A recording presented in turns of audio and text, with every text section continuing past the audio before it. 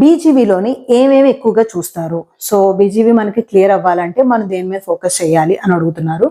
బీజీవీలోని main గా చూసేవి 3 అండి. First వచ్చేసరికి కంపెనీ గురించి వెరిఫికేషన్ అనేది జరుగుద్ది.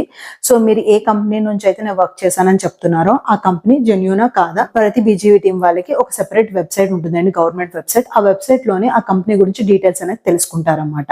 నెక్స్ట్ వచ్చేసరికి ఆ కంపెనీ కనుక పిఎఫ్ అనేది కనుక రన్ చేస్తున్నట్టయితే కంపెనీస్ ఎంప్లాయీస్ కి పిఎఫ్ డీటెయిల్స్ అనేది మీరు చెక్ చేస్తారు. మీ యొక్క పిఎఫ్ అకౌంట్ డీటెయిల్స్ అనేది చెక్ చేస్తారు. పిఎఫ్ అకౌంట్ డీటెయిల్స్ అంటే యూఏఎన్ పోర్టల్ అనమాట. యూఏఎన్ పోర్టల్ గురించి సర్వీస్ హిస్టరీ అనేది చూస్తారు.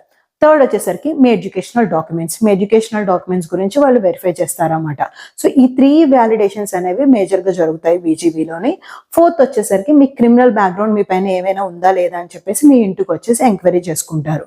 సో నా ఆన్సర్ కనుక మీకు నచ్చినట్టయితే మర్చిపోకుండా ఈ వీడియోకి లైక్ చేసి నా ఛానల్ సబ్స్క్రైబ్ చేసుకుని నన్ను సపోర్ట్ చేయండి.